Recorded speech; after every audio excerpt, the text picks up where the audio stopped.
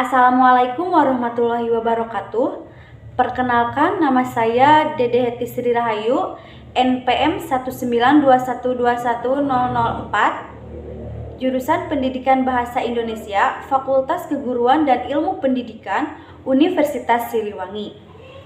Di sini saya akan mengulas novel yang berjudul Ateis, karya Ahdiat Kamiharja.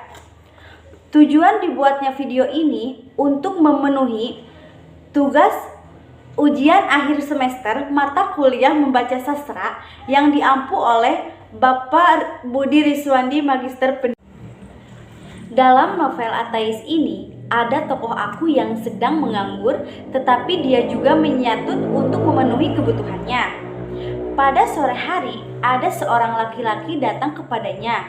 Dia bernama Hasan, yakni seorang yang tampak tidak berpikir radikal dan tidak mau mencari tahu sesuatu sampai akar permasalahannya, hanya bertanya-tanya kepada orang yang dianggapnya lebih pandai darinya.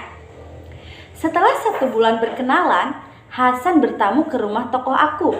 Dalam keadaan sakit paru-paru, kedatangannya kali ini bermaksud untuk menyerahkan naskah yang ditulisnya sendiri tentang riwayat hidupnya, dengan maksud supaya karangannya ini dapat diterbitkan. Kemudian tokoh aku membaca naskah tersebut. Inilah riwayat hidup Hasan. Hasan adalah Raden Wiradikarta. Dia tinggal di kampung Panyenderan. Sebelum menjadi pensiun, tempat tinggalnya berubah-ubah. Mula-mula sebagai guru bantu di Tasikmalaya, kemudian di Ciamis, dipindah lagi di Banjar dan kota-kota kecil lainnya, sampai akhirnya menetap setelah sebagai pensiunan kepala sekolah dasar di Ciamis. Keluarga Hasan sangat taat beribadah dan mengerti agama, terutama agama Islam. Ayah dan ibunya tergolong orang yang alim dan soleh. Suatu hari ketika ayahnya masih menjadi guru bantu di Tasikmalaya, datang Haji Dahlan yang masih keluarga Ibu Hasan. Dia menginap di rumah Hasan selama 3 hari. Pada hari kedua setelah pulang sholat Jumat, Haji Dahlan bercakap-cakap dengan ayah Hasan. Dia mengajak ayah Hasan untuk berguru ke Banten karena akan seperti orang pedesaan yang dibiarkan di kota besar, maka akan tersesat jika orang yang rajin beribadah tanpa memiliki guru yang digunakan sebagai pegangan. Kemudian setelah terpeluangnya, orang tua Hasan berangkat ke Banten. Kedua bujangnya, Nata dan Sitilah, yang menemani Hasan dan adik angkatnya Fatimah di rumah. Sebelum tidur, biasanya Hasan selalu diajari ibunya tentang bacaan doa-doa dan sholawat Nabi. Orang tuanya sangat sayang kepada Hasan dan Fatimah, tetapi itu tidak membuat Hasan tumbuh menjadi anak yang manja. Siti adalah istri dari Nata. Ketika Hasan melanjutkan sekolahnya di Mulo, Bandung, Hasan bertemu dengan Rukmini, wanita cantik, pandai dan solehah. Hasan jatuh cinta kepada Rukmini. Dia berniat menikahinya. Namun hubungan mereka tidak disetujui oleh orang tua mereka karena perbedaan status sosial. Hasan sangat kecewa, tetapi karena dia mempunyai iman yang kuat, dia tidak akan berpuruk berlarut-larut. Lagipun Rukmini sudah dinikahkan dengan saudagar kaya. Hasan bangkit kembali dan menjalani hidupnya. Setelah lulus dari Mulo, Hasan mendapat pekerjaan di kota Peraja. Setelah Hasan tumbuh menjadi laki-laki yang dewasa, dia ingin sekali memperdalami ilmu agamanya melalui berguru seperti yang dilakukan orang tuanya. Kemudian saat Hasan kembali ke kampung Panyenderan, Hasan mengatakan niatnya kepada orang tuanya. Mereka sangat bahagia mendengar ucapan Hasan. Secepatnya mereka merencanakan kenduri untuk merayakan hal itu. Semua masyarakat kampung Panyenderan ikut menikmati kenduri itu. Hasan dalam berguru, dia melanjutkan pekerjaannya di kota Peraja. Suatu ketika Hasan sedang bekerja. dia bertemu dengan teman masa kecilnya bernama Rusli. Rusli adalah anak yang nakal. Dia pernah beribadah dan tidak pernah dipedulikan orang tuanya. Dia bersama wanita cantik bernama Kartini, adik angkat Rusli. Sebenarnya, Kartini adalah korban perkawinan paksa dari orang tuanya yang terpaksa menikahkan Kartini dengan rentenir yang sudah tua dan beristri banyak. Rusli membantu membebaskan Kartini dari siksaan itu. Kemudian, Rusli menganggap Kartini sebagai adiknya. Hasan diundang ke rumah Rusli di Kebon Manggu nomor 11. Setelah mengobrol di rumah Rusli, Hasan mengetahui kondisi Rusli saat ini. Kesimpulannya, dia adalah seorang ateis atau tidak mempercayai adanya Tuhan. Dengan keimanannya yang cukup kuat, Hasan ingin menyadarkan teman kecilnya.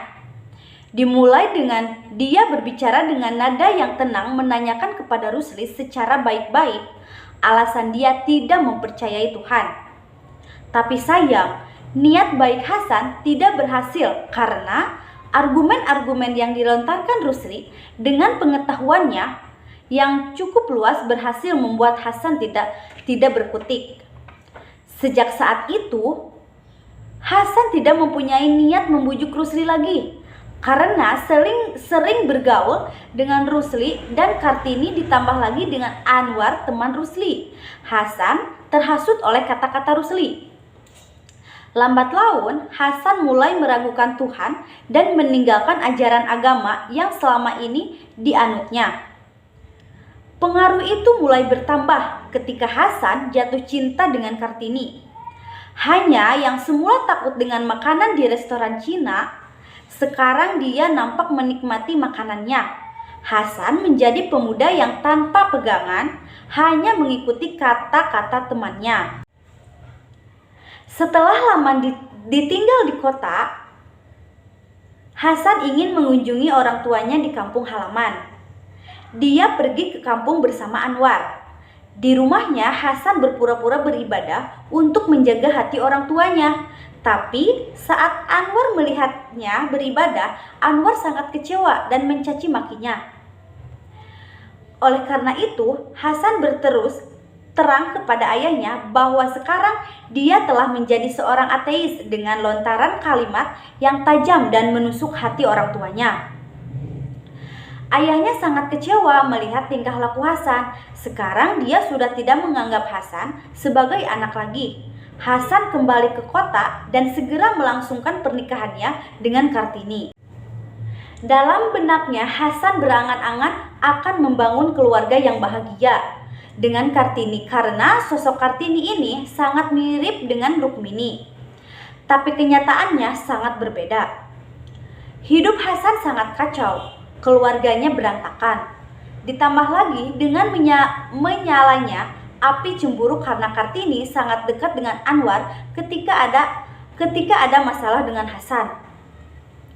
Hasan selalu bertindak kasar kepada Kartini. Seringkali Kartini dipukul dan disiksa. Dengan kondisi tubuh Hasan yang terkena penyakit TBC sejak lama dan semakin parah, dia tersadar dengan perkataan ayahnya dulu tentang agama. Sekarang hidupnya terombang-ambing tanpa tujuan. Dalam keadaan demikian, Hasan mendapat kabar bahwa penyakit ayahnya sudah semakin parah. Hasan segera pulang ke rumahnya. Namun, ayahnya sudah tidak mau bertemu dengan Hasan lagi. Bahkan, dia tidak mau Hasan mendekatinya. Hasan sangat merasa bersalah. Bagaimana cara dia kembali ke jalan yang benar? Setelah ayahnya meninggal, Hasan kembali ke kota. Dia menginap di hotel dekat stasiun hanya sekedar untuk bermalam. Ternyata kamar yang dipakai Hasan saat itu adalah kamar bekas Anwar dan Kartini. Api cemburu membakar hati Hasan. Dia berniat membunuh Anwar, si penghasut dan perusak segalanya. Akan tetapi pada perjalanannya, sirine peringatan bahaya udara berbunyi. Hasan sudah diperingatkan oleh petugas keamanan lingkungan.